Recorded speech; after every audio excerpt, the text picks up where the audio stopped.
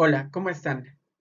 Soy José Miguel García Torres, su instructor de informática biomédica, y vamos a revisar el tema de uso e interpretación de pruebas diagnósticas. Este es el primer tema del segundo bloque, así que comencemos. Primero vamos a hablar de lo que es el proceso diagnóstico. Este va a ser el reto más importante para el médico. Según la Real Academia de la Lengua Española, nos dice que es el arte o el acto de conocer la naturaleza de una enfermedad mediante la observación de sus signos y síntomas. Esto ya lo habíamos revisado en el tema de problema en medicina.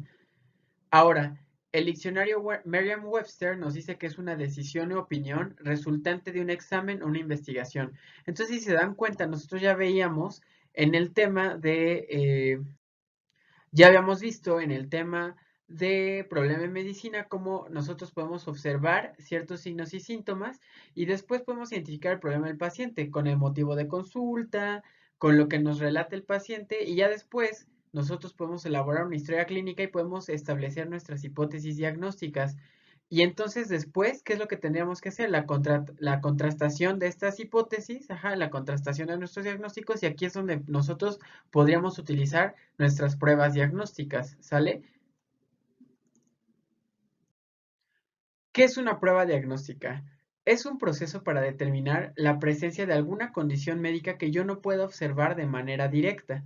La utilidad principal es para disminuir la incertidumbre de la que tanto ya hemos hablado. En este caso, para diagnosticar alguna enfermedad, por ejemplo, alguna infección. Y si yo no conozco el agente causal, yo puedo tomar algún cultivo y así puedo saber cuál es el agente causal. Ahora, tenemos otras utilidades, por ejemplo, monitorizar la evolución clínica de alguna entidad que yo ya haya diagnosticado. Por ejemplo, en una paciente con lupus, a lo mejor yo ya sé que tiene ese diagnóstico, pero yo quiero seguir pidiendo pruebas para saber cómo está la actividad de su enfermedad. Por ejemplo, puedo pedir niveles de complemento, puedo pedir otros anticuerpos que me indiquen si la enfermedad está activa o no. También, por ejemplo, puede evaluar el pronóstico, el riesgo y el estadio de la enfermedad. Se me ocurre un paciente que tenga una lesión renal que yo todavía no le he clasificado como crónica, pero yo le pido todos sus estudios para saber en qué estadio está y si a lo mejor es una enfermedad que ya es crónica. Y planeación del tratamiento, es decir, yo puedo tener alguna enfermedad en la cual, de acuerdo a cómo yo vaya pidiendo pruebas diagnósticas, puedo ir determinando si cambio o no mi tratamiento. Aquí se me ocurre en un caso de un paciente con tuberculosis, ¿no? Que yo le puedo tomar una vaciloscopía a los 3 meses de tratamiento, ¿no? Para saber si efectivamente están disminuyendo la producción de bacilos. Vamos a comenzar con el abordaje de la evaluación de una prueba diagnóstica. Primero vamos a tener estas tres características que le vamos a estudiar a todas las pruebas diagnósticas. Primero vamos a tener la validez, que va a ser la concordancia de la medición con el valor real, es decir, que la prueba mida lo que tenga que medir, ¿vale? Y los dos valores que vamos a estar evaluando con la validez van a ser la sensibilidad y la especificidad.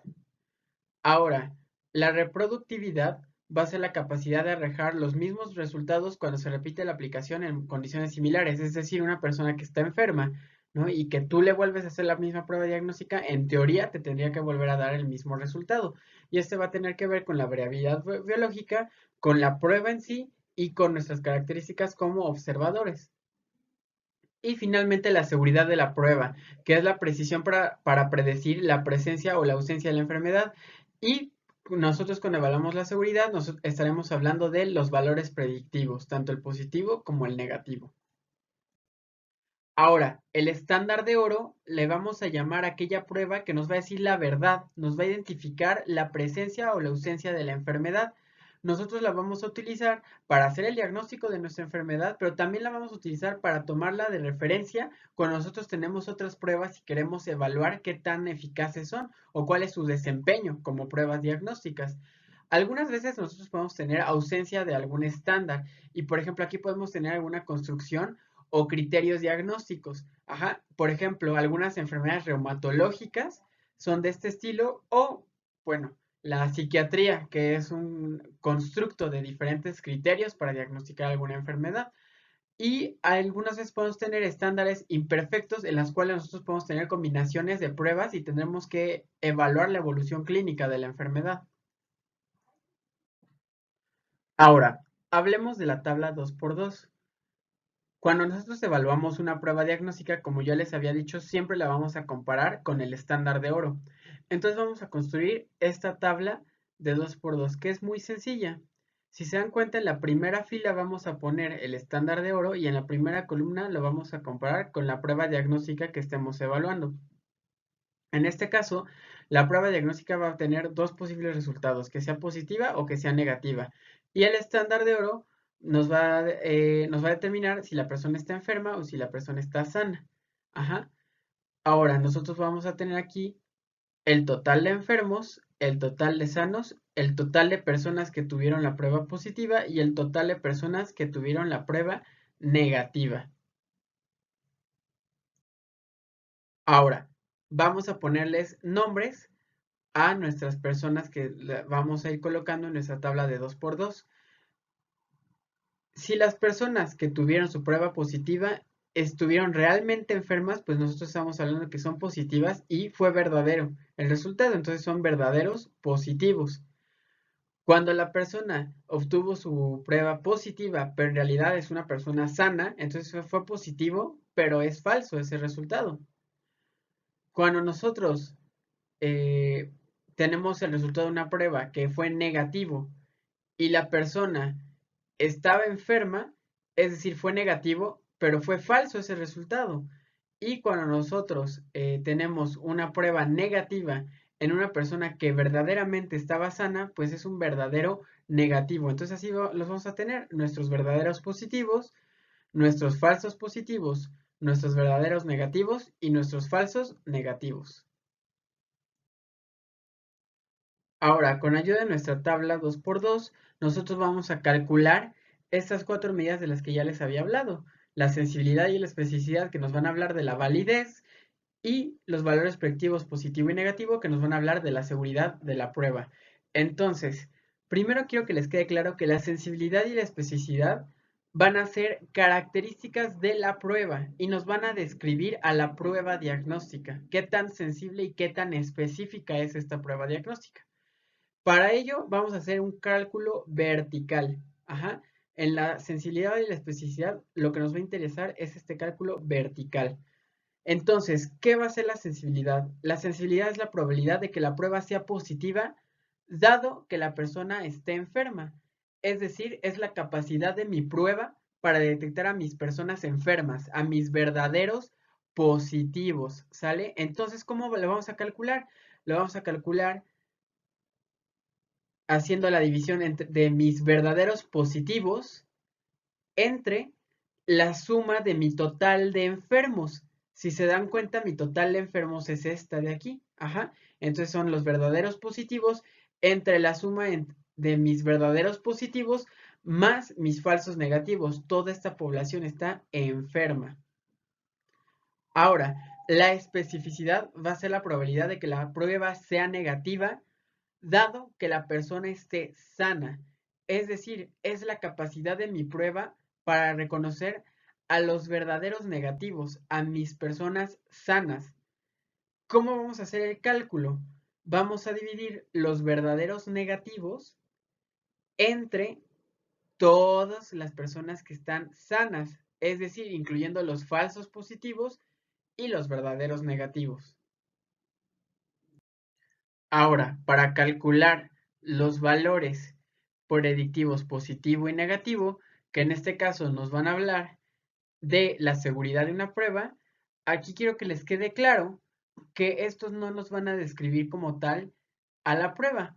Estos valores predictivos van a depender más de la población a la que nosotros estemos estudiando. Y estos valores predictivos son los que más nos van a interesar a nosotros en el área médica. Ahora, el valor predictivo positivo es la probabilidad de que la persona esté enferma, dado que la prueba está positiva. Ajá. Entonces, no es lo mismo que la sensibilidad. Aquí nosotros ya hicimos la prueba diagnóstica y ahora queremos saber si con ese resultado la persona sí está enferma.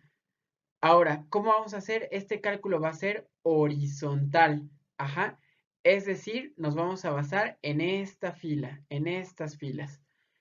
¿Cómo lo vamos a calcular? El valor predictivo positivo va a ser la división de los verdaderos positivos entre el número total de personas que tuvieron como resultado de la prueba positiva, los verdaderos positivos y los falsos positivos.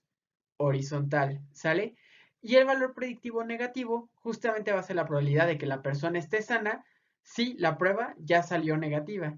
Entonces aquí igual, primero nosotros hacemos la prueba diagnóstica y ya después nosotros vemos esta probabilidad de que la persona esté realmente sana. ¿Cómo vamos a hacer el cálculo? De la misma manera, los verdaderos negativos entre la suma del total de negativos, los falsos negativos más los verdaderos negativos. Mi suma de toda la población que obtuvo como resultado de su prueba negativa. Vamos a revisar todos estos valores para que queden bien claros. La sensibilidad entonces, pues va a ser la capacidad para detectar a mis enfermos, a los que son verdaderos positivos. ¿Y cómo lo vamos a expresar? Esto pues vamos a hablar en lenguaje de probabilidad. Entonces, pues justamente es la sensibilidad es una probabilidad.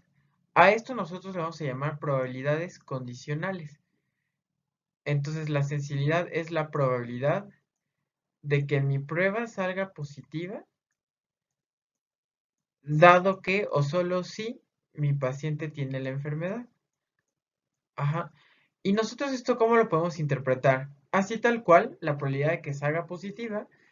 O también nosotros podemos hablar, por ejemplo, si nosotros obtenemos una sensibilidad del 0.7 o del 70%, es decir, que de cada 100 enfermos, con esta prueba diagnóstica yo voy a tener 70 que van a salir positivos, ¿no? Así lo podríamos interpretar.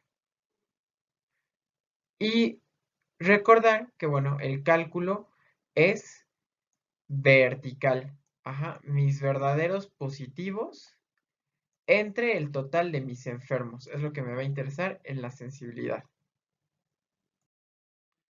Ahora con mi especificidad. En este caso, es la capacidad para detectar a los sanos, a mis verdaderos negativos. Y también lo podemos hablar en un contexto de probabilidad condicional, es decir, que mi especificidad va a ser una probabilidad condicional. La probabilidad de que la probabilidad de que la prueba salga negativa, dado que mi paciente esté sano o esté no enfermo. Así nosotros lo expresamos. Entonces, bueno, igual también podríamos decir que si nosotros hacemos una prueba con una especificidad del 95%, es decir, que de cada 100 pacientes que son sanos, ¿no? En el 95 tendríamos que obtener nuestra prueba negativa, ¿no? O sea, nuestros verdaderos negativos. Y hacer el cálculo que pues igual va a ser un cálculo vertical y va a ser mis verdaderos negativos entre el total de mis personas que están sanas, ¿no? Los no enfermos es la población que me interesa en mi especificidad. Ahora, entrando ya al contexto de los valores predictivos, como yo les decía, bueno, ya aquí ya no vamos a hablar como tal de características de la prueba. Entonces, ya no, esto va a depender más de las características de la población a la que nosotros estamos aplicando esta prueba. Entonces, bueno, la manera más fácil de nosotros interpretarlos, pues es justamente en este mismo lenguaje de probabilidad condicional. Ajá, es decir, el valor predictivo positivo igual es una probabilidad, pero en este caso, ahora nosotros vamos a hacer la inversión. Es la probabilidad de que mi paciente esté verdaderamente enfermo, dado que su prueba es positiva. Ajá. Entonces, si se dan cuenta, pues es diferente. ¿Por qué? Porque en este caso nosotros estamos invirtiendo y estamos cambiando la condición, ¿no? De nuestra probabilidad. Y entonces en este caso, nosotros cómo podríamos interpretar un valor predictivo positivo. Si nosotros obtenemos un valor predictivo positivo del 95%, es solo un ejemplo, ¿no? ¿Cómo lo podríamos interpretar? Ah, bueno, pues de cada 100 pruebas que nosotros aplicamos, solo en y que salgan positivas, solo en el 95% nos van a estar diciendo que sí, verdaderamente la persona está enferma. Ajá. Entonces, si se dan cuenta, pues cambia la manera en que nosotros lo podemos interpretar. Y bueno, vuelvo a hacer hincapié en este cálculo horizontal, ajá, en el cual, bueno, son mis verdaderos positivos, ajá, entre el total de mis positivos, ¿sale? Que sería este de aquí. Y ahora con el valor predictivo negativo, pues sería lo mismo. Ajá, lo vamos a ver con ese lenguaje, ¿no? Entonces el valor predictivo negativo es igual la probabilidad de que mi paciente esté sano o no esté enfermo, ajá, dado que mi prueba sea negativa, ¿sale? Entonces, igual, de la misma manera, un valor predictivo negativo, por ejemplo, del 75%, ¿no? ¿Cómo lo podríamos interpretar? Bueno, pues que de 100 pruebas que a nosotros nos arrojan un resultado negativo, solamente el 75%, pues sí nos estaría hablando de que efectivamente nuestro paciente no estuviera enfermo. Ajá. Entonces, bueno, si se dan cuenta, pues es de la misma manera en la que invertimos las condiciones. Y bueno, hacer el hincapié, ¿no? En el cálculo horizontal, en este caso, igual aquí están, ¿no? Mis verdaderos negativos son los más importantes entre el total de mis negativos, ¿no? El cálculo horizontal aquí, como se ve. Listo.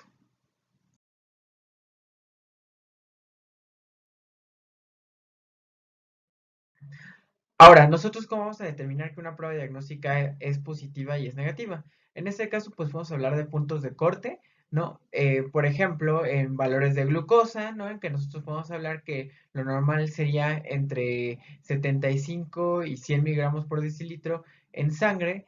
O, por ejemplo, también habrá algunas otras pruebas en las cuales nosotros no tengamos que definir algún punto de corte. Por ejemplo, en algunos signos en nuestra exploración física en las que nosotros solamente podríamos hablar de presente o ausente, ¿no? Entonces, bueno, en este caso, ya hablando específicamente cuando nosotros sí tenemos la necesidad de un punto de corte, ¿cómo vamos a definir un punto de corte? Bueno, es el valor por arriba del cual nosotros podemos considerar una prueba positiva, ¿sale? Entonces, bueno, cuando nosotros, si se dan cuenta, aquí vamos a tener tres modelos, ¿no? Entonces, ¿cómo vamos a decidir puntos de corte? Que es algo que es una pregunta muy común que a veces se hace pues entre la población médica, ¿no? O sea, ¿quién decide estos valores para determinar si una prueba es normal o no? Entonces, por ejemplo, aquí si se dan cuenta vamos a tener la misma gráfica, pero con diferentes puntos de corte. Entonces, si por ejemplo aquí podríamos decir que este es el valor 0 y este es el valor 10, por ejemplo, el punto de corte podría quedar más o menos como en el valor 4, ¿no? Entonces, si nosotros podemos observar, ¿qué pasaría si nosotros dejamos este punto de corte aquí? Ok, si se dan cuenta, vamos a tener una sensibilidad del 98% y una especificidad del 75%. Es decir, si se dan cuenta, estos son mis verdaderos positivos, ajá, y estos van a ser mis verdaderos negativos. Y si nosotros dejamos este punto de corte aquí, claro, va a ser más sensible porque sí nos va a detectar más a mis verdaderos positivos, pero si se dan cuenta, vamos a tener muchos más falsos positivos que van a ser de mi grupo de los verdaderos negativos que se están colando a los que sí se están detectando como enfermos y por eso mi especificidad está bajando, porque si se dan cuenta, nosotros no vamos a detectar tan bien a los sanos como vamos a detectar a los enfermos. Ajá. Ahora vamos a pasar a mi siguiente esquema. Aquí el punto de corte es justo en la línea media, en el valor 5, por así decirlo. Entonces, si se dan cuenta, pues es prácticamente el mismo número de falsos negativos como el mismo número de falsos positivos. Y vamos a tener una especificidad de 90%. Aquí no nos menciona la sensibilidad, pero probablemente sea alrededor de 85-89%. O sea, es una buena prueba diagnóstica, ¿vale? Y si dan cuenta, como es en el valor del medio, ¿no? Pues es el mismo número de los que los que se nos están colando, de los que sí están verdaderamente enfermos y se nos están colando en el grupo de los falsos negativos y también se nos están colando en el grupo de los falsos positivos, ¿no? Los que están sanos. Y finalmente, si nosotros aumentamos el punto de corte, ahora sería lo contrario de la primera, ¿no? Aquí sería, por ejemplo, un valor de 6, ¿no?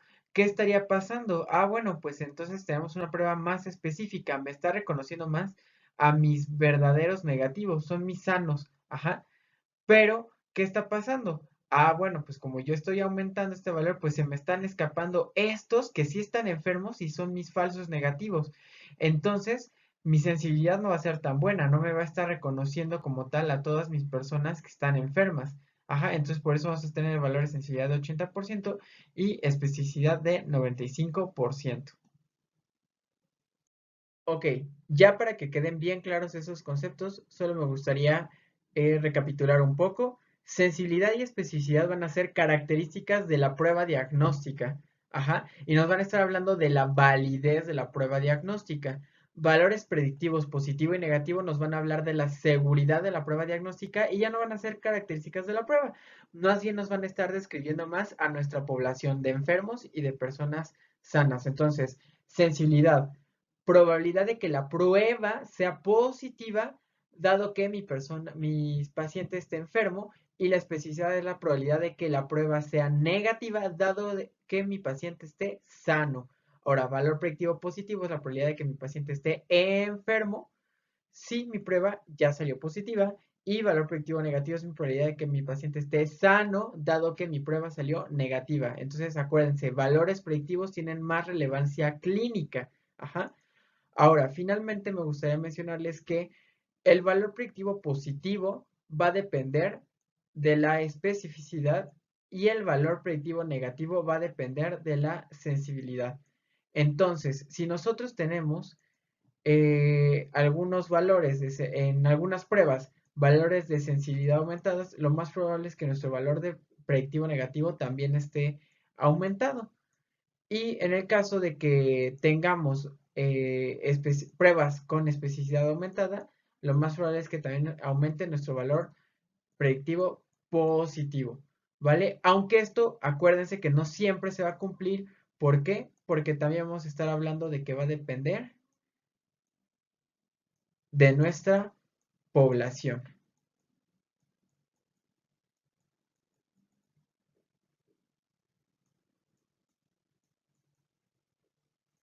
Finalmente hablemos de nuestras curvas de rendimiento diagnóstico o curvas ROC. Aquí nosotros vamos a poder representar gráficamente nuestra tasa de verdaderos positivos frente a la tasa de los falsos positivos. Es decir, mi tasa de verdaderos positivos va a ser en el caso de la sensibilidad en el eje de la y mi tasa de los falsos positivos va a ser en el caso de mi eje de las X, uno menos especificidad. Entonces, en este caso, cada punto de la curva va a representar un posible nivel de corte con un valor asociado a sensibilidad y especificidad. Y nosotros lo que vamos a tomar en cuenta va a ser el área bajo la curva. Aquí, por ejemplo, podemos ver construida nuestra curva ROC y tenemos, por ejemplo, este parámetro. Es decir, nosotros vamos a ver que una prueba diagnóstica va a tener mucho mejor rendimiento si se acerca al extremo superior del lado izquierdo, ¿vale? Entonces, bueno, va a ser muy importante que nosotros estemos evaluando así nuestras pruebas diagnósticas y generalmente pruebas diagnósticas que estén después de esta línea, ajá, o sea, digamos por debajo de esta línea, pues van a tener pues mucho menor este rendimiento diagnóstico. Por ejemplo, aquí tenemos el ejemplo de varias pruebas diagnósticas, ¿no? Comparadas con la curva ROC y como les digo, bueno, todas están por encima de esta línea, es decir, que bueno, aparentemente son confiables, pero pues la mejor sería la que se acerca al extremo superior del lado izquierdo, ajá, y en este caso sería la prueba con gadolinio, ¿no? Mediante resonancia magnética, en este caso, ¿no? Las otras pruebas, pues bueno, serán buenas, ¿no? Pero finalmente la que tiene mejor rendimiento diagnóstico, pues sería esta de aquí, ¿no? La que se acerca más a este extremo. Y por ejemplo, bueno, en este caso, igual sería lo mismo, ¿no? O sea, ¿cuál sería mejor entre la prueba A y la prueba B? Pues sin dudarlo, tendríamos que pensar siempre en la prueba B. ¿Por qué? Porque es la que más se acerca, ¿no? Si aquí nosotros tuviéramos alguna otra prueba, por ejemplo, una prueba C, que yo la trazara aquí, bueno, en este caso, pues la prueba C sería la de mejor rendimiento diagnóstico.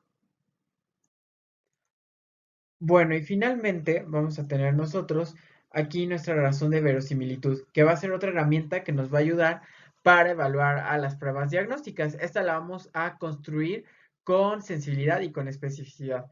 Entonces, esta razón de verosimilitud va a tener diferentes sinónimos que es importante que ustedes los tomen muy en cuenta a la hora de leer artículos y a la hora de estar presentando sus exámenes. Entonces, también se le va a conocer como cociente de probabilidad, cociente de verosimilitud, razón de probabilidad o likelihood ratio. Entonces, vamos a comparar pruebas diagnósticas y esta nos va a hablar, por ejemplo, de cuántas veces es más probable que la enfermedad esté presente. Ajá, entonces, bueno, ahorita vamos a aprender a calcularla. Entonces, primero vamos a tener que el LR positivo o el likelihood ratio positivo se va a calcular como la sensibilidad sobre 1 menos la especificidad, es decir, la tasa de los verdaderos positivos entre la tasa de mis falsos positivos, ¿vale? ¿Y cómo lo vamos a interpretar? Pues es cuántas veces es más probable que la prueba sea positiva en mis personas enfermas que en mis personas sanas. Ajá.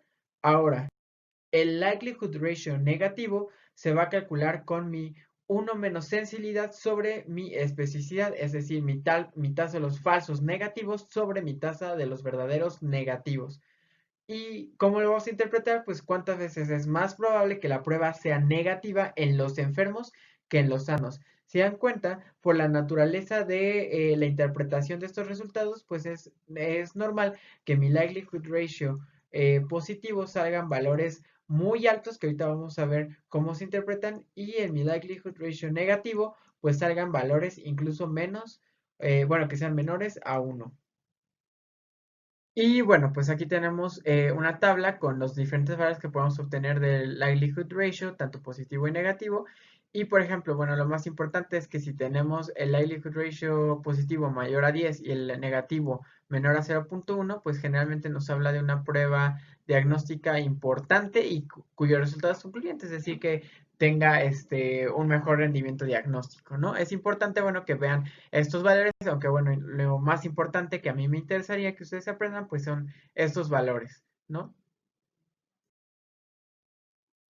Bueno, y para finalizar tenemos aquí el homograma de Fagan. Este como tal lo vamos a revisar mejor en el siguiente tema que es el teorema de Bayes, pero bueno, la razón por la cual se incluye al final de esta presentación es porque quiero que vean cómo podemos utilizar la razón de probabilidad o el likelihood ratio para poder calcular la probabilidad post prueba. Es decir, cuando nosotros tenemos un paciente que bueno, tenemos cierta sospecha de alguna enfermedad, nosotros con nuestra prevalencia de la enfermedad o nuestra probabilidad preprueba y además nuestra razón de verosimilitud, podríamos llegar a cuál sería la probabilidad de que nuestro paciente verdaderamente esté enfermo si es que el resultado de su prueba salió positivo o negativo.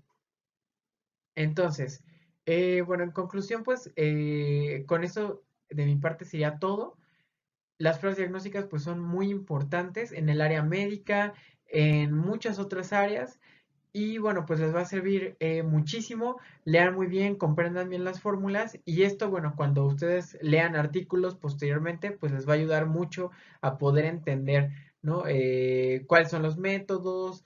A veces se comparan muchas pruebas diagnósticas, a veces pueden surgir nuevos estándares de oro. Entonces, bueno, cualquier duda, pues yo quedo pendiente y pues sería todo de mi parte en este momento. Gracias.